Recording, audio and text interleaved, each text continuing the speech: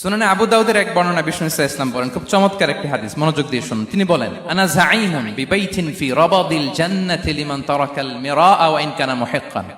আমি ওই ব্যক্তিকে জান্নাতের আঙ্গিনায় একটা ঘরের গ্যারান্টি দেই যে ব্যক্তি তর্ক করার সময় নিজে হক এটা জেনেও সে তর্ক থামিয়ে দেয়। অনেক সময় হয় না, অনেকে পায়ে পাড়া দিয়ে ঝগড়া করতে আসে, এরকম আছে না নাই? আপনি চুপচাপ দেখবেন একটা বাজে কমেন্টস করতেছে, আবার কমেন্টের নিচে কমেন্ট, আবার গালি, হ্যাঁ আছে না এরকম? বিষ্ণু বলেন নিজে হক এটা জানার পরেও আর যাতে তর্ক না বাড়ে, যে তর্ক থামিয়ে দেয় জান্নাতের আঙ্গিনায়, তাকে আমি একটা ঘরের গ্যারান্টি দেই। ওয়াবিবাইতিন ফি ওয়াসাতিল জান্নাতি লিমান তারাকাল কাযিবা ওয়া ইন কানা মাযিহান।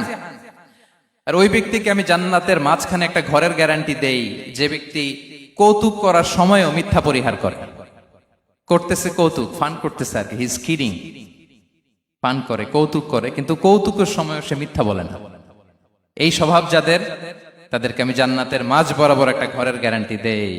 এরপর বিষ্ণু কি বলে দেখেন, তিনি বলেন ওয়াবিবাইতিন ফি আ'লাল জান্নাতি লিমান হাসানা খুলুকাহু।